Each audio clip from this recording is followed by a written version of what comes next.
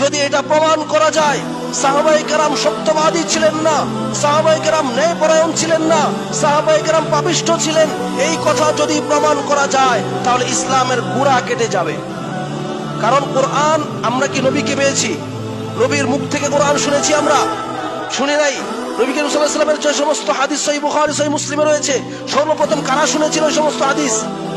সাহাবায়ে কেরাম শুনেছিল। কোরআন নবী করিম সাল্লাল্লাহু আলাইহি ওয়াসাল্লামের মুখ থেকে সর্বপ্রথম কারা শুনেছিল? সাহাবায়ে কেরাম শুনেছিল। এখন যদি বলা হয় সাহাবায়ে কেরাম মিথ্যুক ছিলেন, সাহাবায়ে কেরাম সত্যবাদী ছিলেন না, সাহাবায়ে কেরাম পাপিষ্ঠ ছিলেন, সাহাবায়ে কেরাম অপরাধী ছিলেন, এই সমস্ত অভিযোগ যদি আজকে শিয়াদের মতো এবং শিয়াদের দালালদের মতো কোন ব্যক্তি যদি সাহাবাদের বিরুদ্ধে এই সমস্ত অভিযোগ দেওয়া শুরু করে, তাহলে এদের মূল লক্ষ্য এবং উদ্দেশ্য হচ্ছে ইসলামকে ধ্বংস করে দেওয়া। মুহতারাম হাজিরিন, আল্লাহ রাব্বুল আলামিন নবী করিম সাল্লাল্লাহু আলাইহি ওয়াসাল্লামের উপর শরীয়ত নাযিল করেছেন, কোরআন ও হাদিস নাযিল করেছেন। এই কোরআন ও হাদিস যুগে যুগে পূর্ববর্তীগণ যেন পরবর্তীদের কাছে শরীয়তকে পৌঁছে দিতে পারে, কোরআন ও হাদিসকে পৌঁছে দিতে পারে, সেজন্য তিনি যুগে যুগে কিছু ন্যায়পরায়ণ ব্যক্তিদেরকে তিনি বাছাই করেছেন, গ্রহণ করেছেন। তারই ধারাবাহিকতায় সর্বপ্রথম আল্লাহ রাব্বুল আলামিন দ্বীন ইসলামকে হেফাজত করার জন্য সাহাবায়ে কেরামকে বেছে নিয়েছেন। আহলে সুন্নাত ওয়াল জামাতের সকলের ইজমা রয়েছে, আস-সাহাবাতু কুল্লুহুম উদুল, সমস্ত সাহাবায়ে কেরাম ছিলেন ন্যায়পরায়ণ, সমস্ত সাহাবায়ে কেরাম ছিলেন সত্যবাদী। তারা তাদের পরবর্তী প্রজন্মের কাছে, তাবেঈদের কাছে কোরআন ও হাদিসকে পৌঁছে দিয়েছেন এবং সেই সিকা নির্ভরযোগ্য তাবেঈগণ পরবর্তী তাবেঈদের কাছে কোরআন ও হাদিসকে পৌঁছে দিয়েছেন। তারই ধারাবাহিকতায় কোরআন ও হাদিস আসতে আসতে আমাদের পর্যন্ত কোরআন ও হাদিস পৌঁছেছে। কিন্তু দুর্ভাগ্যজনকভাবে একটি দল, ইসলামের ক্যান্সার শিয়া সম্প্রদায় রয়েছে এবং তাদের কিছু দালাল রয়েছে যারা কথায় কথায় সাহাবাদেরকে সমালোচনা করে। এদের মূল লক্ষ্য উদ্দেশ্য হচ্ছে ইসলামের মূলে কুঠারাঘাত করা, কারণ ইসলামের মূল হচ্ছে সাহাবায়ে কেরাম। যদি এটা প্রমাণ করা যায় সাহাবায়ে কেরাম সত্যবাদী ছিলেন না, সাহাবায়ে কেরাম ন্যায়পরায়ণ ছিলেন না, সাহাবায়ে কেরাম পাপিষ্ঠ ছিলেন, এই কথা যদি প্রমাণ করা যায় তাহলে ইসলামের গোড়া কেটে যাবে। কারণ কোরআন, আমরা কি নবীকে পেয়েছি? নবীর মুখ থেকে কোরআন শুনেছি? আমরা শুনি নাই। নবী করিম সাল্লাল্লাহু আলাইহি ওয়াসাল্লামের যে সমস্ত হাদিস সহিহ বুখারী সহিহ মুসলিমে রয়েছে, সর্বপ্রথম কারা শুনেছিল ওই সমস্ত হাদিস? সাহাবায়ে কেরাম শুনেছিল। কোরআন নবী করিম সাল্লাল্লাহু আলাইহি ওয়াসাল্লামের মুখ থেকে সর্বপ্রথম কারা শুনেছিল? সাহাবায়ে কেরাম শুনেছিল। এখন যদি বলা হয় সাহাবায়ে কেরাম মিথ্যুক ছিলেন, সাহাবায়ে কেরাম সত্যবাদী ছিলেন না, সাহাবায়ে কেরাম পাপিষ্ঠ ছিলেন, সাহাবায়ে কেরাম অপরাধী ছিলেন, এই সমস্ত অভিযোগ যদি আজকে শিয়াদের মতো এবং শিয়াদের দালালদের মতো কোন ব্যক্তি যদি সাহাবাদের বিরুদ্ধে এই সমস্ত অভিযোগ দেওয়া শুরু করে, তাহলে এদের মূল লক্ষ্য এবং উদ্দেশ্য হচ্ছে ইসলামকে ধ্বংস করে দেওয়া। কারণ সাহাবায়ে কেরামকে ধ্বংস করে দিলে কোরআন আর কোরআন থাকে না, সাহাবায়ে কেরামকে ধ্বংস করে দিলে হাদিস আর হাদিস থাকে না। সেজন্য আহলে সুন্নাত ওয়াল জামাতের উপর একটি গুরুত্বপূর্ণ দায়িত্ব হচ্ছে তারা সাহাবায়ে কেরামের মান ইজ্জত হেফাজত করবে, নিজেদের জীবন দিয়ে, নিজেদের রক্ত দিয়ে, নিজেদের ধন সম্পদ ব্যয় করে হলেও, নিজেদের পরিবার পরিজন এর বিরুদ্ধে গিয়ে হলেও সাহাবায়ে কেরামের মান ইজ্জত হেফাজত করা প্রত্যেকটা আহলে সুন্নাত ওয়াল জামাতের আলেম এবং জনসাধারণ ব্যক্তিদের উপর ফরজ দায়িত্ব, কর্তব্য। এছাড়া ইসলাম ধ্বংস হয়ে যাবে। মুহতারাম হাজিরিন, তারই ধারাবাহিকতায় আজকে আমরা আলোচনা করব ইসলামের একজন সুযোগ্য সম্মানিত সাহাবী মুআবিয়া রাদিয়াল্লাহু আনহু সম্পর্কে। আজকে আলোচনার বিষয় কি? মুআবিয়া রাদিয়াল্লাহু আনহু এবং তার ছেলে ইয়াজিদ। মুহতারাম হাজিরিন, মুআবিয়া রাদিয়াল্লাহু আনহু তিনি আহলে সুন্নাত ওয়াল জামাতের সর্বসম্মতিক্রমে একজন জলিলুল কদর সাহাবী ছিলেন। যারা মুআবিয়া রাদিয়াল্লাহু আনহুর সমালোচনা করবে এরা আহলে সুন্নাত ওয়াল জামাতের দল থেকে, এরা মূলধারার মুসলিমদের দল থেকে এরা ছিটকে পড়বে। এদেরকে আহলে সুন্নাত ওয়াল জামাত বলার সুযোগ নেই, এদেরকে সুন্নি বলার কোনো সুযোগ নেই। এই মুআবিয়া রাদিয়াল্লাহু আনহু তিনি নবী করিম সাল্লাল্লাহু আলাইহি ওয়াসাল্লামের বিশিষ্ট সাহাবাদের অন্তর্ভুক্ত ছিলেন। মুআবিয়া রাদিয়াল্লাহু আনহু বাবা আবু সুফিয়ান রাদিয়াল্লাহু আনহু তিনি ছিলেন সাহাবী, তার মা ছিল সাহাবী, তার বোন উম্মে হাবিবা রাদিয়াল্লাহু আনহা রাসূলের স্ত্রী ছিল। মুআবিয়া রাদিয়াল্লাহু আনহুর বোন উম্মে হাবিবা রাদিয়াল্লাহু আনহা রাসূলের কি ছিলেন? স্ত্রী ছিলেন। তিনি উম্মাহাতুল মুমিনিনদের অন্তর্ভুক্ত ছিলেন, মুমিনদের মাদের অন্তর্ভুক্ত ছিলেন। নবীদের স্ত্রীগণ উম্মতের কি লাগে? মা হয়। নবীদের স্ত্রীগণ উম্মতের মা হন। তারই ধারাবাহিকতায় মুআবিয়া রাদিয়াল্লাহু আনহু হচ্ছেন খালুল মুমিনিন। যদি উম্মে হাবিবা রাদিয়াল্লাহু আনহা তিনি উম্মুল মুমিনিন হন, মুমিনদের মা হন, তাহলে মায়ের ভাই কি হয়? মামা হয়। মুআবিয়া রাদিয়াল্লাহু আনহু ছিলেন খালুল মুমিনিন, মুমিনদের মামা। সুতরাং আজকে যারা মুআবিয়া রাদিয়াল্লাহু আনহুর সমালোচনা করে এরা আসলে উম্মুল মুমিনিন উম্মে হাবিবা রাদিয়াল্লাহু আনহাকে এরা নিজেদের মা মানতে নারাজ, এবং তার ভাই মুআবিয়া রাদিয়াল্লাহু আনহুকেও তারা সাহাবী মানতে নারাজ। মুহতারাম হাজরিন, এই মুআবিয়া রাদিয়াল্লাহু আনহু তিনি ছিলেন কাতিবুল ওয়াহি। নবী করিম সাল্লাল্লাহু আলাইহি ওয়াসাল্লামের উপর ওহী নাযিল হইলে মুআবিয়া রাদিয়াল্লাহু আনহু সহ অন্যান্য সাহাবায়ে কেরাম এগুলিকে লিখতেন। কুরআন নাযিল হইলে লিখতেন, হাদিস নবী করিম সাল্লাল্লাহু আলাইহি ওয়াসাল্লাম নাযিল হইলে লিখতেন। হাদিসও নাযিল হইতো, কোরআনও কি হইতো? নাযিল হইতো। দুটোটাই ওহী। মুহতারাম হাজিরিন, সেজন্য মুআবিয়া রাদিয়াল্লাহু আনহু তিনি ছিলেন কাতিবুল ওয়াহি, ওহীর লেখক। সুতরাং আজকে যারা মুআবিয়া রাদিয়াল্লাহু আনহুর বিরুদ্ধে কলম ধরে, মুআবিয়া রাদিয়াল্লাহু আনহুর বিরুদ্ধে জবান দরাজি করে, এরা আসলে তাদের ওহী সহ্য হয় না। এরা ওহীর বিরুদ্ধে অবস্থান নেওয়ার কারণে, কোরআন ও হাদিসের বিরুদ্ধে অবস্থান নেওয়ার কারণে এই কোরআন ও হাদিস লিপিবদ্ধকারী সাহাবী মুআবিয়া রাদিয়াল্লাহু আনহু সমালোচনা করে। মুহতারাম হাজিরিন, শুধু তাই নয়, এই মুআবিয়া রাদিয়াল্লাহু আনহু তিনি ছিলেন নবী করিম সাল্লাল্লাহু আলাইহি ওয়াসাল্লামের দোয়া প্রাপ্ত একজন সাহাবী। নবী করিম সাল্লাল্লাহু আলাইহি ওয়াসাল্লাম তার জন্য দোয়া করেছেন, আল্লাহুম্মা জাআলহু হাদিয়াম মাহদিয়া, হে আল্লাহ আপনি মুআবিয়া কে মানে হেদায়েতকারী এবং হেদায়েত প্রাপ্ত ব্যক্তি হিসেবে কবুল করে নেন। সুবহানাল্লাহ। শুধু তাই নয়, সুতরাং নবী করিম সাল্লাল্লাহু আলাইহি ওয়াসাল্লাম যার হেদায়েতের জন্য দোয়া করেছেন সে লোক কি পথভ্রষ্ট হতে পারে? সে লোক পথভ্রষ্ট হতে পারে না। মুহতারাম হাজিরিন, শুধু তাই নয়, মুআবিয়া রাদিয়াল্লাহু আনহু তিনি নবী করিম সাল্লাল্লাহু আলাইহি ওয়াসাল্লামের অসংখ্য হাদিস বর্ণনাকারী।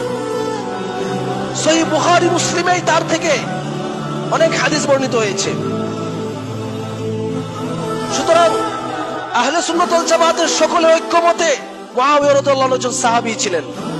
দুর্ভাগ্যজনকভাবে শিয়া সম্প্রদায়ের লোকেরা মুআবিয়া রাদিয়াল্লাহু আনহুকে সাহাবী হিসেবে মানতে চায় না। তারা বলে মুনাফিক ছিল। নাউযু বিল্লাহি মিন যালিক। শিয়াদের কাছে মুআবিয়া রাদিয়াল্লাহু আনহু কি? মুনাফিক। নাউযু বিল্লাহি মিন যালিক। শুধু তাই নয়, বাংলাদেশে যে সমস্ত তথাকথিত সুন্নি ওরফে শিয়া রয়েছে, বাংলাদেশে কিছু শিয়া আছে, ওরা নিজেদের নাম দেয় সুন্নি, আসলে শিয়া নাম দেয় সুন্নি। কেন এই কাজটা করে? কারণ চোরের মার বড় গলা, চোরের মার। যদি তারা নিজেদেরকে, বাংলাদেশ হচ্ছে আপনার, এখানে শিয়াদের বেশি খাওয়া নাই, এখন যদি তারা নিজেদেরকে শিয়া বলে প্রচার করে, মানুষরা তাদের কথা বিশ্বাসও করবে না, তাদের কাছে দাঁড়িয়েও যাবে না। সেজন্য এরা একটা ফাঁদ তৈরি করেছে সুন্নিদেরকে এই ফাঁদে ফেলার জন্য, যে তারা নিজেদেরকে সুন্নি নামে পরিচয় দেয়, আর বাস্তবে হচ্ছে কি এরা শিয়া। এবং যারা সুন্নি এদেরকে ওয়াহাবি বলে গালি দেয়, সুন্নিদেরকে ওয়াহাবি বলে গালি দেয়, আর তারা শিয়া হয়ে নিজেদেরকে কি দেয়? সুন্নি দাবি করে। মানে অবস্থাটা হয়ে গেছে এরকম। তো সেজন্য এই বাংলাদেশে কিছু শিয়াদের দালাল যারা নিজেদেরকে সুন্নি নামে পরিচয় দেয়, বাস্তবে এরা শিয়া, সুন্নি নামে পরিচয় দেয়, এরাও মুআবিয়া রাদিয়াল্লাহু আনহুকে সাহাবী মানতে নারাজ।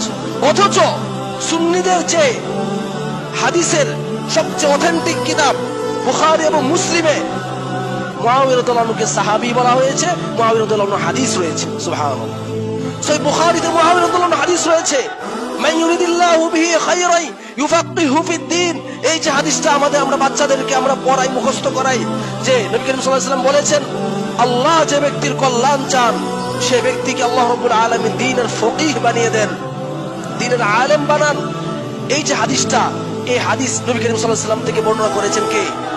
মুআবিয়া রাদিয়াল্লাহু আনহু বর্ণনা করেছেন, সহিহ বুখারীতে রয়েছে। সুতরাং যারা মুআবিয়া রাদিয়াল্লাহু আনহু সমালোচনা করবে এরা হচ্ছে কোরআনের শত্রু, এরা হচ্ছে হাদিসের শত্রু, এরা হচ্ছে ওহীর শত্রু। মুহতারাম হাজিরিন, শুধু তাই নয়, সাহাবায়ে কেরাম রাদিয়াল্লাহু আনহু আজমাইন তারাও পর্যন্ত মুআবিয়া রাদিয়াল্লাহু আনহুকে সাহাবী হিসেবে স্বীকৃতি দিয়েছেন।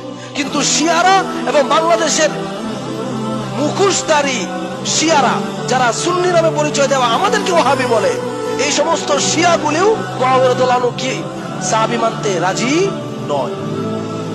তো এরা বলে উনি সাহাবী না। অথচ সহিহ বুখারীতে নবী করিম সাল্লাল্লাহু আলাইহি ওয়াসাল্লাম আরেকজন সাহাবী আব্দুল্লাহ ইবনে আব্বাস রাদিয়াল্লাহু আনহুমা, যিনি ছিলেন নবী করিম সাল্লাল্লাহু আলাইহি ওয়াসাল্লামের রক্তের সম্পর্কের আপন চাচাতো ভাই, আপন চাচাতো ভাই, নবী করিম সাল্লাল্লাহু আলাইহি ওয়াসাল্লামের আপন চাচা আব্বাস রাদিয়াল্লাহু আনহুর আপন ছেলে, মানে একেবারে ঔরসজাত সন্তান আব্দুল্লাহ ইবনে আব্বাস রাদিয়াল্লাহু আনহুমা, তিনি সাক্ষ্য দিয়েছেন যে মুআবিয়া রাদিয়াল্লাহু আনহু তিনি নবী করিম সাল্লাল্লাহু আলাইহি ওয়াসাল্লামের সুহবতপ্রাপ্ত সাহাবী, নবী করিম সাল্লাল্লাহু আলাইহি ওয়াসাল্লামের সুহবতপ্রাপ্ত সাহাবী।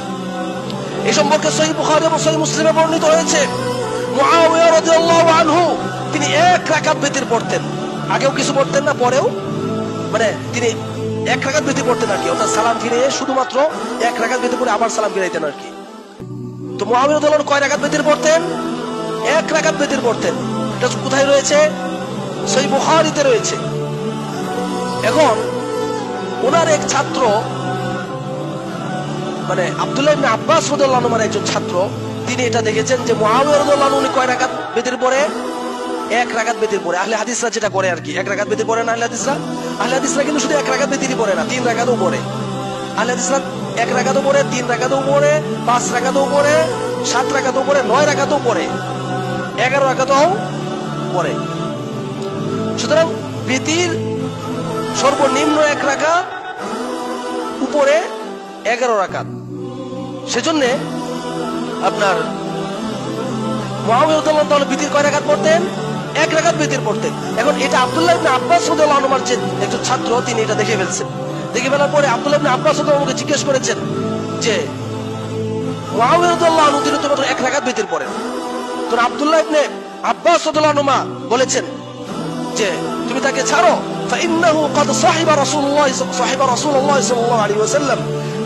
মুআবিয়া রাদিয়াল্লাহু আনহু তিনি নবী করিম সাল্লাল্লাহু আলাইহি ওয়াসাল্লামের সুহবত পেয়েছেন, নবী করিম সাল্লাল্লাহু আলাইহি ওয়াসাল্লামের সাহচর্য পেয়েছেন, নবী করিম সাল্লাল্লাহু আলাইহি ওয়াসাল্লামের সাহচর্য প্রাপ্ত সাহাবী। সুতরাং উনি যে এক রাকাত বিতির পড়তেছেন, অবশ্যই নবী করিম সাল্লাল্লাহু আলাইহি ওয়াসাল্লামকে দেখে শুনেই উনি এক রাকাত বিতির পড়তেছেন, নিজের মন গড়া ভাবে তিনি এক রাকাত বিতির পড়তেছেন না। এবং বলেছেন ইন্নাহু ফাকিহ, মুআবিয়া রাদিয়াল্লাহু আনহু তিনি একজন ফকিহ ছিলেন। ইসলামের বড় আলেমদেরকে ফকিহ বলা হয়, যাদের কোরআন সম্পর্কে অগাধ জ্ঞান রয়েছে, নবী করিম সাল্লাল্লাহু আলাইহি ওয়াসাল্লামের হাদিস সম্পর্কে অগাধ পাণ্ডিত্য রয়েছে, তাদেরকে শুধু কি বলা হয়? ফকিহ বলা হয়। মানে দ্বীন সম্পর্কে বুঝে নিয়েছে। ফকিহ শব্দের অর্থ হচ্ছে বুঝনেদার, দ্বীন বুঝে ফেলেছে, দ্বীন জেনে ফেলেছেন, এমন ব্যক্তিকে কি বলা হয়? ফকিহ বলা হয়। মুআবিয়া রাদিয়াল্লাহু আনহু ছিলেন ফকিহ, একজন রাসূল সাল্লাল্লাহু আলাইহি ওয়াসাল্লামের সাহচর্যপ্রাপ্ত সাহাবী। এটা কোথায় রয়েছে? সহিহ বুখারীতে রয়েছে। কার কথা? আব্দুল্লাহ ইবনে আব্বাস রাদিয়াল্লাহু আনহুর কথা। সুতরাং সুন্নিরা তারা কি এই শিয়াদের কথা বিশ্বাস করে মুআবিয়া রাদিয়াল্লাহু আনহুকে মুনাফিক বলবে, নাকি আব্দুল্লাহ ইবনে আব্বাস রাদিয়াল্লাহু আনহুর কথাকে বিশ্বাস করে মুআবিয়া রাদিয়াল্লাহু আনহুকে সাহাবী বলবে? অবশ্যই কি বলবে? সাহাবী বলবে। সেজন্যই বুখারী এবং মুসলিমে অনেক হাদিস মুআবিয়া রাদিয়াল্লাহু আনহু থেকে বর্ণিত হয়েছে। আর বুখারী এবং মুসলিমে যাদের হাদিস নেওয়া হয়েছে সর্বসম্মতিক্রমে তারা সকলেই নবী করিম সাল্লাল্লাহু আলাইহি ওয়াসাল্লামের সাহাবী ছিলেন। মুহতারাম হাজিরিন, এই মুআবিয়া রাদিয়াল্লাহু আনহু তিনি একজন সাহাবী, আর সাহাবায়ে কেরাম হচ্ছেন সত্যের মাপকাঠি। আল্লাহ রাব্বুল আলামিন বলেছেন, ফাইন আমানু বিমিসলি মা আমানতুম বিহি ফাকাদ ইহতাদাউ। মানুষেরা যদি সাহাবায়ে কেরাম যেভাবে ঈমান এনেছে সেভাবে ঈমান আনে, তাহলে মানুষেরা হেদায়েত পাবে। আল্লাহ তাআলা কি বলেছেন? ফাইন আমানু বিমিসলি মা আমানতুম বিহি ফাকাদ ইহতাদাউ। হে সাহাবায়ে কেরাম, তোমরা যেভাবে ঈমান এনেছো, অন্যান্য মানুষেরা যদি সেভাবে ঈমান আনে তাহলে তারা কি হবে? হেদায়েত পাবে। তাহলে এখানে ঈমানের মানদণ্ড কাদেরকে নির্ধারণ করা হচ্ছে? সাহাবায়ে কেরামকে। সেজন্য বলা হয় আস-সাহাবাতু মি'য়ারুল ঈমান, সাহাবায়ে কেরাম হচ্ছেন ঈমানের মানদণ্ড। একজন ব্যক্তি সে কি ঈমানদার নাকি কাফের সেটা নির্ণীত হবে সে ব্যক্তি সাহাবায়ে কেরামকে সে ভালোবাসে কিনা, সাহাবায়ে কেরামকে সে ঈমানের মানদণ্ড মনে করে কিনা, সাহাবায়ে কেরামের মতো তার ঈমানকে সে তৈরি করেছে কিনা। তাহলে সে যদি করে থাকে তাহলে সে ব্যক্তি হবে ঈমানদার, অন্যথায় সে ব্যক্তি পথভ্রষ্ট হবে, অন্যথায় সে ব্যক্তি বেঈমান হবে। মুহতারাম হাজিরিন, এই সমস্ত শিয়ারা সাহাবায়ে কেরামকে গালিগালাজ করে, সাহাবায়ে কেরামকে তাদের সহ্য হয় না, সাহাবায়ে কেরামের নাম শুনলে এদের রাগ উঠে যায়। অথচ আল্লাহ রাব্বুল আলামিন সূরা ফাতহের শেষের দিকে আল্লাহ রাব্বুল আলামিন স্পষ্ট ভাষায় ঘোষণা করেছেন যে সাহাবায়ে কেরাম এর কারণে যাদের রাগ উঠে, সাহাবায়ে কেরামের নাম শুনলে যাদের রাগ উঠে, এরা হচ্ছে কাফের। এরা হচ্ছে কি? কাফের। আল্লাহ রাব্বুল আলামিন কোরআনে বলেন, মুহাম্মাদুর রাসূলুল্লাহ والذين معه أشداء على الكفار رحماء بينهم। মুহাম্মাদুর রাসূলুল্লাহ সাল্লাল্লাহু আলাইহি ওয়াসাল্লাম এবং তার সাহাবায়ে কেরামগণ আশিদ্দাউ আলাল কুফার, কাফেরদের বিরুদ্ধে তারা অত্যন্ত কঠোর, রুহামাউ বাইনাহুম, এবং নিজেদের মধ্যে নিজেরা অত্যন্ত তারা সদয়। তারাহুম রুকআন সুজদা, হে নবী আপনি সাহাবায়ে কেরামকে দেখবেন যে তারা আল্লাহর সামনে রুকু করে, আল্লাহকে সেজদা দেয়, আল্লাহকে রুকু করে। ইয়াবতাগুনা ফাদলান মিনাল্লাহি ওয়া রিদওয়ানা, তারা আল্লাহ রাব্বুল আলামিনের অনুগ্রহ এবং আল্লাহ রাব্বুল আলামিনের সন্তুষ্টি তারা তালাশ করে। এরপর আল্লাহ রাব্বুল আলামিন এই আয়াতের শেষের দিকে বলতেছেন যে লিয়াগীযা বিহিমুল কুফার, আল্লাহ রাব্বুল আলামিন সমস্ত সাহাবায়ে কেরামকে সৃষ্টি করেছেন কাফেরদেরকে রাগান্বিত করার জন্য। সুবহানাল্লাহ, সাহাবায়ে কেরাম কে আল্লাহ রাব্বুল আলামিন কেন তৈরি করেছেন? কাফেরদেরকে রাগান্বিত করার জন্য। সুতরাং আজকে যে সমস্ত লোকদের সাহাবায়ে কেরামের নাম শুনলে যারা রাগান্বিত হয়ে যাবে, রাগ করবে, সমালোচনা করবে, নিন্দা করবে, কোরআনের সুস্পষ্ট নস হচ্ছে এই সমস্ত ব্যক্তিরা কাফের। মুহতারাম হাজিরিন, নবী করিম সাল্লাল্লাহু আলাইহি ওয়াসাল্লাম সাহাবায়ে কেরামকে গালিগালাজ করতে কঠোরভাবে নিষেধ করেছেন। সহিহ বুখারীতে বর্ণিত হয়েছে, নবী করিম সাল্লাল্লাহু আলাইহি ওয়াসাল্লাম বলেছেন, লা তাসুব্বু আসহাবি, তোমরা আমার সাহাবায়ে কেরামকে গালি দিও না। সহিহ বুখারীর হাদিস, নবী সাল্লাল্লাহু আলাইহি ওয়াসাল্লাম কি বলেছেন? লা তাসুব্বু আসহাবি, তোমরা আমার সাহাবায়ে কেরামকে গালি দিও না। فإن أحدكم لو أنفق مثل أحد ذهبا ما أدرك مد أحدهم ولا نصيفه, কেননা আমার সাহাবায়ে কেরাম এত মর্যাদা, আমার সাহাবায়ে কেরাম যদি তাদের একজন ব্যক্তি যদি উহুদ পাহাড় পরিমাণ, তোমাদের কেউ যদি উহুদ পাহাড় পরিমাণ স্বর্ণ আল্লাহর রাস্তায় দান করে দাও, তাহলে আমার একজন সাহাবী সে একটু অঞ্জলি ভরে কিছু দান করলে যে সওয়াব পাবে, তোমরা আল্লাহর রাস্তায় উহুদ পরিমাণ পাহাড় দান করে ততটুকু সওয়াব পাবে না। সুবহানাল্লাহ, কে বলেছেন? নবী করিম সাল্লাল্লাহু আলাইহি ওয়াসাল্লাম বলেছেন, এবং সাহাবায়ে কেরামকে গালিগালাজ করতে নিষেধ করেছেন। মুহতারাম হাজিরিন, সেজন্য আহলে সুন্নাত ওয়াল জামাতের আকীদা হচ্ছে আস-সাহাবাতু কুল্লুহুম উদুল। নবী করিম সাল্লাল্লাহু আলাইহি ওয়াসাল্লামের সমস্ত সাহাবায়ে কেরাম ছিলেন ন্যায়পরায়ণ, সমস্ত সাহাবায়ে কেরাম ছিলেন সত্যবাদী, সমস্ত সাহাবায়ে কেরাম হকের উপরে ছিলেন। মুহতারাম হাজিরিন, সুতরাং যে সমস্ত শিয়ারা এবং শিয়াদের দালালেরা সাহাবায়ে কেরামকে গালিগালাজ করে, মুআবিয়া রাদিয়াল্লাহু আনহুকে গালিগালাজ করে, এরা কোন অবস্থা যতই নিজেদেরকে সুন্নি দাবি করো, বাংলাদেশে এই সমস্ত শিয়ারা এরা কোন অবস্থাতে সুন্নি হতে পারবে না। সাহাবীকে গালি দিয়ে কেউ সুন্নি হতে পারে নাই, পারবেও না। মুহতারাম হাজিরিন, এই মুআবিয়া রাদিয়াল্লাহু আনহু সম্পর্কে একটি অভিযোগ দেওয়া হয় যে মুআবিয়া রাদিয়াল্লাহু আনহু তিনি মুলুকিয়ত প্রতিষ্ঠা করেছেন, মানে তিনি খেলাফতকে বাদ দিয়ে তিনি কি করেছেন? তিনি মুলুকিয়ত, রাজতন্ত্র প্রতিষ্ঠা করেছেন। এটা কার নামে অভিযোগ দেওয়া হয়? এটা অভিযোগ দেওয়া হয় মুআবিয়া রাদিয়াল্লাহু আনহুর বিরুদ্ধে। অথচ এই রাজতন্ত্র এটা মুলুকিয়ত যে জিনিসটা, মানে নিজের ছেলে কি হয়ে যাওয়া, খলিফাতুল মুসলিমিন হয়ে যাওয়া। মুআবিয়া রাদিয়াল্লাহু আনহু নিজের ছেলে ইয়াজিদকে কি বানিয়েছিলেন? খলিফাতুল মুসলিমিন বানিয়েছিলেন, মানে নিজের মুসলিমদের আমির বানিয়েছিলেন, আমিরুল মুমিনিন বানিয়েছিলেন। এই জন্য এই শিয়ারা তারা সবসময় মুআবিয়া রাদিয়াল্লাহু আনহু সমালোচনা করে যে খেলাফত ধ্বংস করেছেন মুআবিয়া রাদিয়াল্লাহু আনহু, আর তিনি প্রতিষ্ঠা করেছেন কি খেলাফতের পরিবর্তে মুলুকিয়ত বা রাজতন্ত্র। কারণ তিনি তার পরবর্তীতে কি দান করেছেন? তার ছেলেকে প্রতি ক্ষমতা দিয়ে গিয়েছেন। মুহতারাম হাজরিন, লক্ষ্য করুন, আলী রাদিয়াল্লাহু আনহুর ভক্ত হচ্ছে কারা? শিয়ারা। আলী রাদিয়াল্লাহু আনহুর পরে মুসলিমদের আমিরুল মুমিনিন কে হয়েছিল? আলী রাদিয়াল্লাহু আনহুর ছেলে হাসান রাদিয়াল্লাহু আনহু। তিনি 6 মাস পর্যন্ত প্রায় কি করেছেন? খেলাফত পরিচালনা করেছেন। এরপরে দাঙ্গা হাঙ্গামা যাতে না হয় সেজন্য তিনি মুআবিয়া রাদিয়াল্লাহু আনহুর কাছে ক্ষমতা হস্তান্তর করেছেন। কে? হাসান রাদিয়াল্লাহু আনহু। তাহলে মানে রাজার ছেলে রাজা হয়ে যাওয়া, এটা যদি কি হয়? হারাম হয়, তাহলে তোমরা যে মুআবিয়া রাদিয়াল্লাহু আনহু, আলী রাদিয়াল্লাহু আনহু মানে বেশি কি করো? মুহাব্বত দেখাও। তার ছেলেই তো কি হয়েছিল? ওনার পরে আমিরুল মুমিনিন হয়েছিলেন। তাহলে হিসাব মতে তোমাদের অভিযোগ অনুযায়ী মুআবিয়া রাদিয়াল্লাহু আনহু তিনি প্রথম রাজতন্ত্র প্রতিষ্ঠাকারী নন, বরং কে সর্বপ্রথম রাজতন্ত্র প্রতিষ্ঠাকারী? আলী রাদিয়াল্লাহু আনহু। এই অভিযোগ তার বিরুদ্ধে চলে আসে, কারণ তার ছেলে কি হয়েছিল? পরবর্তী আমিরুল মুমিন হয়েছিল।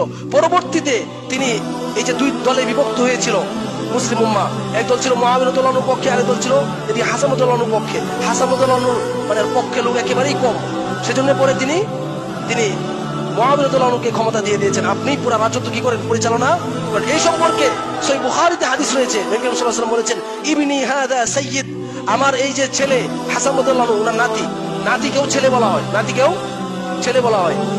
নবী করিম সাল্লাল্লাহু আলাইহি ওয়াসাল্লাম বলেছেন, ইবনি হাদা সাইয়্যিদ, আমার এই ছেলে হাসান সে হচ্ছে সাইয়্যিদ, নেতা। মুসলিমদের কি হবে? পরবর্তীতে নেতা হবে, এবং সে জান্নাতেও সরদার হবে, নেতা হবে। পরে নবী সাল্লাল্লাহু আলাইহি ওয়াসাল্লাম বলেছেন, وسيصلح الله به بين فئتين عظيمتين من المسلمين أو كما قال رسول الله صلى الله عليه وسلم। যে আল্লাহ রাব্বুল আলামিন শীঘ্রই আমার এই ছেলের দ্বারা মুসলিমদের বড় দুটি দলের মধ্যে মীমাংসা করে দিবেন। আর সমস্ত মুহাদ্দিসিনে কেরাম বলেছেন, হাসান রাদিয়াল্লাহু আনহু যে মুআবিয়া রাদিয়াল্লাহু আনহুর কাছে তার ক্ষমতা হস্তান্তর করেছিলেন, এর মাধ্যমে মুসলিমরা বড় ধরনের যুদ্ধ বিগ্রহ থেকে বেঁচে গিয়েছিলেন, এবং মুসলিমদের বড় দুটি দলের মধ্যে তিনি মীমাংসা করে দিয়েছিলেন। নবী করিম সাল্লাল্লাহু আলাইহি ওয়াসাল্লামের এই ভবিষ্যৎবাণীটা সেটা বাস্তবায়িত হয়েছিল। মুহতারাম হাজরিন, এখন আপনারাই বলেন, হাসান রাদিয়াল্লাহু আনহুকে এরা পূজা করে শিয়ারা। এখন ওদের পূজনীয় ব্যক্তি হাসান রাদিয়াল্লাহু আনহু ক্ষমতা কার কাছে হস্তান্তর করেছেন? মুআবিয়া রাদিয়াল্লাহু আনহুর কাছে। এখন মুআবিয়া রাদিয়াল্লাহু আনহু যদি কাফের হয়ে থাকে, মুনাফিক হয়ে থাকে, তাহলে কোন মুসলিমের জন্য কি এটা জায়েজ আছে যে কোন কাফেরের হাতে বায়াত গ্রহণ করা? হাসান রাদিয়াল্লাহু আনহু মুআবিয়া রাদিয়াল্লাহু আনহুর কাছে বায়াত হয়েছিলেন কি হয়েছিলেন না? কোন মুমিনের জন্য কোন কাফেরের কাছে বায়াত গ্রহণ করা কি জায়েজ নাই। সুতরাং হাসান রাদিয়াল্লাহু আনহু যেহেতু মুআবিয়া রাদিয়াল্লাহু আনহুর কাছে বায়াত গ্রহণ করেছিলেন, এটা এই কথা প্রমাণ করে মুআবিয়া রাদিয়াল্লাহু আনহু ছিলেন খলিফাতুল মুসলিমিন। তিনি কোন অবস্থাতেই কি ছিলেন না? মুনাফিক ছিলেন না, যেটা শিয়ারা বলে থাকে। বরং মুআবিয়া রাদিয়াল্লাহু আনহু ছিলেন নবী করিম সাল্লাল্লাহু আলাইহি ওয়াসাল্লামের জালিলুল কদর, একজন সম্মানিত সাহাবী। মুহতারাম হাজরিন, এরপরে আরেকটা অভিযোগ দেওয়া হয়, যে বলা হয় যে ইসলামের পঞ্চম খলিফা ছিল ওমর ইবনে আব্দুল আজিজ, নাউযু বিল্লাহি মিন যালিক। এটা সুন্নিদের মধ্যেও কিছু নাদান, কিছু মূর্খ লোক বলে থাকে। চার খলিফা হচ্ছে কে কে? আবু বকর, ওমর, উসমান, আলী রাদিয়াল্লাহু আনহুম আজমাইন। এরা সুন্নি নাম দিয়েও এরা দাবি করে পঞ্চম খলিফা ছিল কি? ওমর বিন আব্দুল আজিজ। ওমর বিন আব্দুল আজিজ তিনি ছিলেন তো তাবিঈ, তিনি কোন সাহাবী ছিলেন না। আর মুআবিয়া রাদিয়াল্লাহু আনহু কি ছিলেন? সাহাবী। ওমর বিন আব্দুল আজিজ তিনি তো মুআবিয়া রাদিয়াল্লাহু আনহু পায়ের ধুলার সমতুল্য না। একজন তাবিঈ, একজন সাহাবীর একটা ঘোড়া, ওনারা যে সাহাবায়ে কেরাম যে নবী করিম সাল্লাল্লাহু আলাইহি ওয়াসাল্লাম যুদ্ধ করেছেন, এই যুদ্ধ করতে গিয়ে ওনারা যে ঘোড়া দাবড়িয়েছেন, সে ঘোড়ার পায়ের যে ধুলা ছিল, এই ধুলার মর্যাদা একজন তাবিঈর নাই, একজন সাহাবীর এত মর্যাদা। এখন ওমর বিন আব্দুল আজিজকে তারা দাঁড় করাচ্ছে পঞ্চম খলিফার স্থানে। কাকে বাদ দিয়ে? মুআবিয়া রাদিয়াল্লাহু আনহুকে বাদ দিয়ে ওরা পঞ্চম খলিফা হিসেবে কাকে নির্ধারণ করছে? তারা নির্ধারণ করছে ওমর বিন আব্দুল আজিজ। অথচ ওমর বিন আব্দুল আজিজ কে ছিল? একজন তাবিঈ। আর তাবিঈরা সাহাবাদের পায়ের ধুলার সমতুল্য। মুহতারাম হাজরিন, সেজন্য আকীদা বিশুদ্ধ করতে হবে। ইসলামের পঞ্চম খলিফাকে মুআবিয়া রাদিয়াল্লাহু আনহু, যদি এটা এর আগেও যদি বলা হয় তাহলে বলতে হবে হাসান রাদিয়াল্লাহু আনহু, আলী রাদিয়াল্লাহু ছেলে হাসান রাদিয়াল্লাহু আনহু। এরপরে ষষ্ঠ খলিফাকে মুআবিয়া রাদিয়াল্লাহু আনহু। কিন্তু এটা বলা যাবে না যে ওমর বিন আব্দুল আজিজ সে মুআবিয়া রাদিয়াল্লাহু আনহু শ্রেষ্ঠ ছিল, এই কথা কোনো অবস্থাতেই বলা যাবে না। মুহতারাম হাজিরিন, মুআবিয়া রাদিয়াল্লাহু আনহু তিনি কোনো স্বাভাবিক সাহাবী ছিলেন না। আজকে যারা যে সমস্ত শিয়ারা আলী রাদিয়াল্লাহু আনহু আর মুআবিয়া রাদিয়াল্লাহু আনহুর মধ্যে ঝগড়া হওয়ার কারণে মুআবিয়া রাদিয়াল্লাহু আনহুকে যারা মুনাফিক বলে, এরা বলতে চায় নবী করিম সাল্লাল্লাহু আলাইহি ওয়াসাল্লাম মিথ্যুক ছিলেন। কারণ নবী করিম সাল্লাল্লাহু আলাইহি ওয়াসাল্লাম মুআবিয়া রাদিয়াল্লাহু আনহুকে জান্নাতি সাহাবী বলেছেন। সুবহানাল্লাহ, জান্নাতের সুসংবাদ দিয়েছেন। এখন জান্নাতে যাবে মুনাফিক, নাউযুবিল্লাহ, এটা সম্ভব? শিয়ারা এবং বাংলাদেশে যে সমস্ত সুন্নি নামের শিয়া আছে, এরা বলে মুআবিয়া রাদিয়াল্লাহু আনহু কি? মুআবিয়া রাদিয়াল্লাহু আনহু হচ্ছেন মুনাফিক, নাউযুবিল্লাহ মিন যালিক। অথচ সহিহ বুখারীতে আসছে নবী করিম সাল্লাল্লাহু আলাইহি ওয়াসাল্লাম মুআবিয়া রাদিয়াল্লাহু আনহুকে জান্নাতি সাহাবী ঘোষণা করেছেন। সুবহানাল্লাহ। সহিহ বুখারীর 2924 নম্বর হাদিস, নবী করিম সাল্লাল্লাহু আলাইহি ওয়াসাল্লাম বলেছেন, আউয়ালু জাইশিম মিন উম্মতি ইয়াগযুনাল বাহরা মাগফুরুন লাহুম। আমার উম্মতের মধ্যে সর্বপ্রথম যে দলটা নৌপথে যুদ্ধ করবে, আল্লাহ কদ আউজাবু, এদেরকে আল্লাহ রাব্বুল আলামিন এদের জন্য জান্নাতকে ওয়াজিব করে দিয়েছেন। সুবহানাল্লাহ। আর ইসলামের ইতিহাসে সর্বপ্রথম নৌবহর প্রেরণ করেছিলেন, সমুদ্রপথে যুদ্ধ করেছিলেন মুআবিয়া রাদিয়াল্লাহু আনহু। তিনি, তার আমলে এটা হয়েছিল। তাহলে বোঝা গেল মুআবিয়া রাদিয়াল্লাহু আনহু তিনি দুনিয়াতেই জান্নাতের কি পেয়েছেন? সার্টিফিকেট পেয়েছেন। তো এই কথা বলার কারণে নবী সাল্লাল্লাহু আলাইহি ওয়াসাল্লাম হাদিসটা বলেন, তখন উম্মে হারাম রাদিয়াল্লাহু আনহা নবী সাল্লাল্লাহু আলাইহি ওয়াসাল্লাম বলেছেন, আল্লাহর নবী, আমি কি তাদের অন্তর্ভুক্ত হতে পারবো? তো নবী সাল্লাল্লাহু আলাইহি ওয়াসাল্লাম বলেছেন, হ্যাঁ, তুমি তাদেরই অন্তর্ভুক্ত। অর্থাৎ উম্মে হারাম রাদিয়াল্লাহু আনহু জান্নাতি সাহাবী এবং মুআবিয়া রাদিয়াল্লাহু আনহু জান্নাতি সাহাবী। শুধু তাই না, তাদের সাথে ওই যুদ্ধে যারা অংশগ্রহণ করেছিল সমস্ত সাহাবায়ে কেরাম ছিলেন জান্নাতি, এবং ওই যুদ্ধে যত মুমিন অংশগ্রহণ করেছিল সমস্ত মুমিন ছিল সাহাবী জান্নাতি। সুতরাং এত বড় জান্নাতের সুসংবাদ প্রাপ্ত সাহাবীর শানে যারা বলে যে সমস্ত সুন্নি নামধারী শিয়া আমাদেরকে বলে ওয়াহাবি, সহিহ বুখারীতে নবী সাল্লাল্লাহু আলাইহি ওয়াসাল্লাম বলেছেন কি? মুআবিয়া তো জান্নাতি সাহাবী, জান্নাত ওয়াজিব। যারা কি করবে? নৌপথে সর্বপ্রথম যুদ্ধ করবে, এরা হচ্ছে কি? এদের জন্য জান্নাত ওয়াজিব। মুআবিয়া তো সর্বপ্রথম যুদ্ধ করেছেন। সুতরাং এই হাদিস জানার পরেও, এই সহিহ বুখারীর হাদিস 2924 নম্বর হাদিস, এটা জানার পরেও যারা বলবে মুআবিয়া রাদিয়াল্লাহু আনহু মুনাফিক ছিলেন, এরা বলতে চায় নবী সাল্লাল্লাহু আলাইহি ওয়াসাল্লাম একজন কাফেরকে, একজন মুনাফিককে বলেছেন তার জন্য জান্নাত ওয়াজিব হয়ে গেছে। নাউযুবিল্লাহ। এটা কি কোনো সুন্নির জন্য সম্ভব হতে পারে? এটা হচ্ছে তাদের জন্য সম্ভব হতে পারে যারা শিয়া, যারা বুখারীকে দলিল মানে না। মুহতারাম হাজিরিন, এখন কথা হচ্ছে আমাদের সময় যেহেতু সংক্ষিপ্ত, আজকে আমাদের আলোচনার বিষয় কি বললাম? মুআবিয়া রাদিয়াল্লাহু আনহু এবং তার ছেলে ইয়াজিদ, যাদের সম্পর্কে শিয়ারা মাত্রাতিরিক্ত মিথ্যাচার করে। আমরা কয়েক সপ্তাহ যাবত শিয়াদের একটু কার্যকলাপ নিয়ে আলোচনা শুরু করেছি। আমরা প্রথম করেছিলাম শিয়ারা যে কি করে হোসেন রাদিয়াল্লাহু আনহু কারবার ইতিহাসকে নিয়ে যে মানে 10 মুহররম আশুরার দিন কেন্দ্র করে যে সমস্ত কাজ কারবার করে সেটা। এরপরে আমরা আলোচনা করি শিয়াদের আকীদা সম্পর্কে, শিয়ারা যে যুগে যুগে সুন্নি নিধন করেছিল, শিয়ারা যে ইহুদিদের চেয়ে নিকৃষ্ট। আমাদের কাছে যদি 10টা দিন থাকে তাহলে শিয়াদের দিকে কয়টা শুনতে হবে? 9টা। আর একটা শুনতে হবে কার দিকে? ইহুদিদের দিকে। ক্ষেত্র বিশেষে 10টাই শুনতে হবে কার দিকে? এই শিয়াদের দিকে। আমাদেরকে এটা বুঝতে হবে যে ইহুদি খ্রিস্টানদের চেয়েও শিয়ারা হচ্ছে মুসলিমদের বড় শত্রু। ইহুদি খ্রিস্টানদের চেয়ে মুসলিমরা কি বলে আপনার শিয়ারা হচ্ছে কি বড় শত্রু। এটা আমাদের বিশ্বাস করতে হবে। যুগে যুগে শিয়াদের ইতিহাস পড়লে এটাই আমরা দেখি যে আজ আপনার নবী সাল্লাল্লাহু আলাইহি ওয়াসাল্লামের নবুয়ত প্রাপ্তির পর থেকে আজ পর্যন্ত ইহুদিরা যত মুসলমান মারছে, এর চেয়েও শিয়ারা বেশি মুসলমান মারছে। সুতরাং শিয়ারা মুসলিম সুন্নিদের কি হতে পারে না? বন্ধু হতে পারে না। ইহুদিদের চেয়েও বড় শত্রু হচ্ছে শিয়া, এটা মনে রাখতে হবে।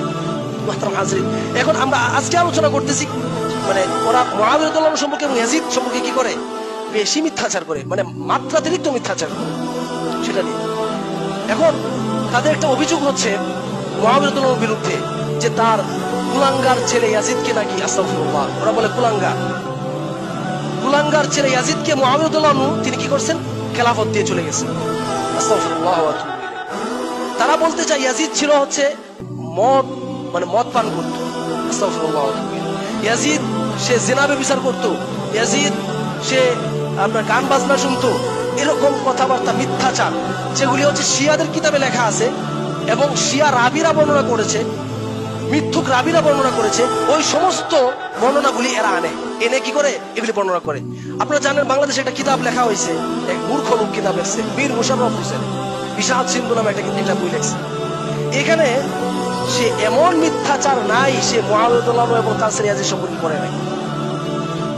অথচ এই যে হাদিসটা যেখানে নবী রাসূলুল্লাহ সাল্লাল্লাহু আলাইহি ওয়াসাল্লাম মুআবিয়া রাদিয়াল্লাহু আনহুকে জান্নাতি সাহাবী বলেছেন, এই হাদিসের নিচেই রাসূলুল্লাহ সাল্লাল্লাহু আলাইহি ওয়াসাল্লাম নিজে ইয়াজিদকে ক্ষমাপ্রাপ্ত ব্যক্তি বলেছেন। সুবহানাল্লাহ। ইয়াজিদকে কি বলেছেন? ইয়াজিদ ক্ষমাপ্রাপ্ত, মাগফুর। এই হাদিসটা দিয়ে অর্থাৎ সহিহ বুখারীর 2924 নম্বর হাদিসে এসেছে, নবী সাল্লাল্লাহু আলাইহি ওয়াসাল্লাম বলেছেন, আউয়ালু জাইশিন মিন উম্মতি ইয়াগজুনাল বাহরা মাগফুরুন ইয়াগজুনা মাদিনাতা কায়সার মাগফুরুন লাহু। আউয়ালু জাইশিন মিন উম্মতি ইয়াগজুনা মাদিনাতা কায়সার মাগফুরুন লাহু। যে আমার উম্মতের যে সেনাবাহিনী সর্বপ্রথম কাইসারের শহর কনস্টান্টিনোপল আক্রমণ করবে, যুদ্ধ করবে, ওই দলটাকে আল্লাহ রাব্বুল আলামিন মাফ করে দিবেন। সুবহানাল্লাহ। আর এই দলের শুধু দলে উনি ছিলেন না, ইয়াজিদ শুধু এই দলে ছিল না, এই দলের সেনাপতি ছিল।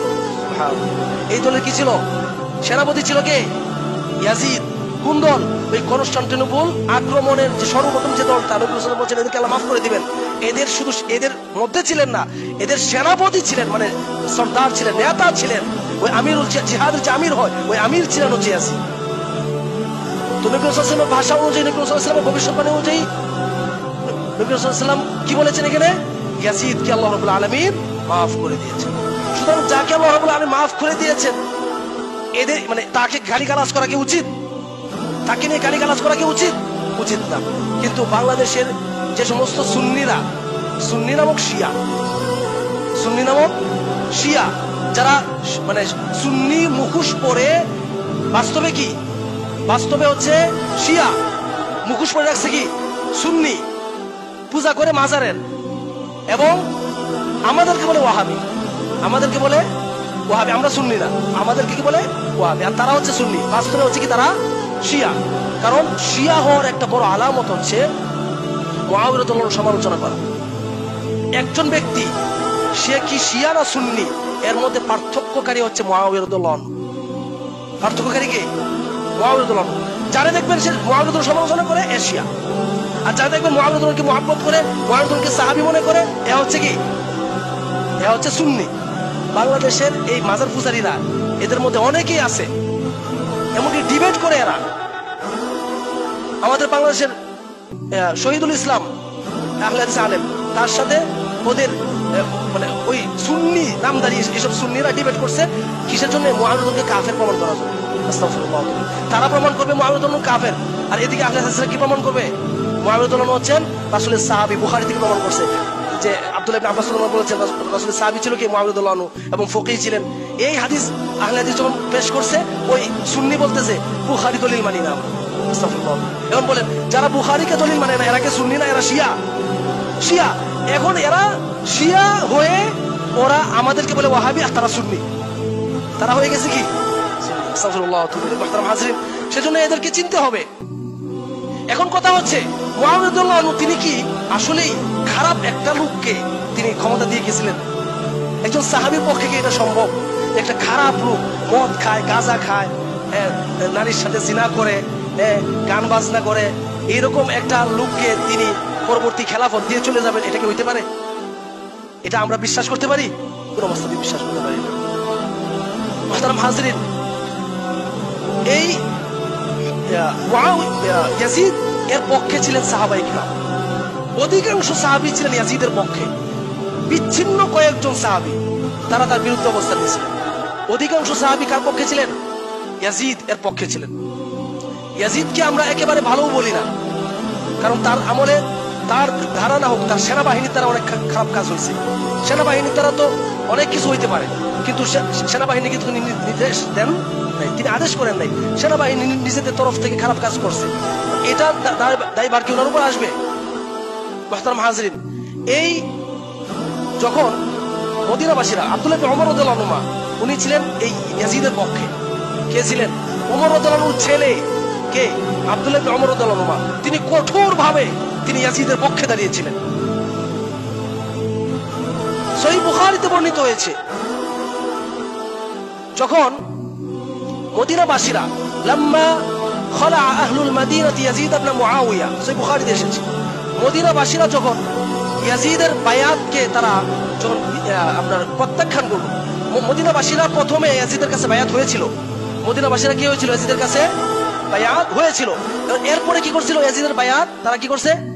প্রত্যাখ্যান করছে। তখন আব্দুল্লাহ ইবনে ওমর রাদিয়াল্লাহু আনহু তিনি ইয়াজিদের পক্ষ নিয়েছিলেন। ইয়াজিদের পক্ষ নিয়ে আব্দুল্লাহ ইবনে ওমর রাদিয়াল্লাহু আনহু তিনি ঘোষণা করেছিলেন যে মান খালা ইয়াদাম মিন তাআতিন, যে ব্যক্তি একজন ব্যক্তির কাছে বায়াত হওয়ার পরে তার কাছ থেকে বায়াত ছিনিয়ে নিবে, তখন বলেছেন লাকিয়াল্লাহ ইয়াউমাল কিয়ামাতি ফালা হুজ্জাতা লাহু, ওই ব্যক্তি আল্লাহর সাথে এমন অবস্থায় সাক্ষাৎ করবে যে তার মুক্তি পাওয়ার কোনো দলিল থাকবে না, সে তখন জাহান্নামে যাবে। ওয়ামান ফারাকাল জামাআতা মাতা মিতাতান জাহিলিয়া আও কামা ক্বালা রাসূলুল্লাহ সাল্লাল্লাহু আলাইহি ওয়াসাল্লাম, আর যে ব্যক্তি জামাত থেকে বিচ্ছিন্ন হয়ে যাবে, সবাই তখন ইয়াজিদের ম্যাক্সিমাম মানুষ ইয়াজিদের বায়াত মেনে নিয়েছিল, জামাত প্রতিষ্ঠা হয়েছিল মুসলিমদের, এই জামাতকে যারা কি করবে? এই পৃথক হয়ে যাবে, বিচ্ছিন্ন হয়ে যাবে, তারা মানে জাহিলি অবস্থায় মৃত্যুবরণ করবে। যে ব্যক্তির কাঁধে কোনো বায়াত থাকবে না, সে ব্যক্তি জাহিলি অবস্থায় মৃত্যুবরণ করবে। সহিহ বুখারী হাদিসে এসেছে। এই হাদিসটা কে শুনিয়ে দিয়েছেন? আব্দুল্লাহ ইবনে ওমর রাদিয়াল্লাহু আনহু মানুষদেরকে শুনিয়ে দিয়েছেন। মানে হচ্ছে ইয়াজিদের কাছে, হে মদিনাবাসীরা, তোমরা যে বায়াত করছো, এখন ইয়াজিদের বায়াত কি করা যাবে না? ভঙ্গ করা যাবে না। ইয়াজিদ কাফের হয়ে যায় নাই, কাফের হইলে তার বায়াত কি করা যাইত? ভঙ্গ করা যাইত। সুতরাং সাহাবী আব্দুল্লাহ ইবনে ওমর রাদিয়াল্লাহু আনহু যাকে সাহাবী মনে করতেন, যার পক্ষ নিয়েছিলেন, সহিহ বুখারীতে এসেছে, তাকে কি আমরা কাফের মনে করতে পারি? ইয়াজিদকে কি আমরা কাফের মনে করতে পারি? কোন অবস্থাতেই না। এরপরে এই আব্দুল্লাহ ইবনে ওমর রাদিয়াল্লাহু আনহু যখন ইয়াজিদ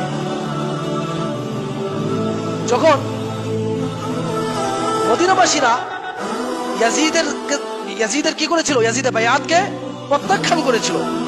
তখন আব্দুল্লাহ ইবনে ওমর রাদিয়াল্লাহু আনহু তার দা হাসামাহু ওয়া ওয়ালাদাহু, তিনি তার সমস্ত সন্তানাদিদেরকে, তার বন্ধু বান্ধব যারা ওনার কথা শুনে, তাদের সকলকে তিনি একত্র করেছেন। একত্র করে বলেছেন, আমি নবী করিম সাল্লাল্লাহু আলাইহি ওয়াসাল্লামকে বলতে শুনেছি যে ইউনসাবু লিকুল্লি খাদিরিন লিওয়াউ ইয়াউমাল কিয়ামাহ, যারা গাদ্দার হবে, গাদ্দার মানে হচ্ছে যারা একটা ওয়াদা দিবে, এরপরে ওয়াদা কি করবে? প্রত্যাখ্যান করবে। ইয়াজিদের কাছে সবাই ওয়াদা দিছে, আমরা মৃত্যু পর্যন্ত আপনার কি করলাম? আনুগত্য মেনে নিলাম, যতক্ষণ না আপনি কাফের না হয়ে যাবে। ইয়াজিদ কাফের হয়েছে না, আগেই কি করতেছে? তার বিরুদ্ধে বিদ্রোহ শুরু করে দিয়েছে। এখন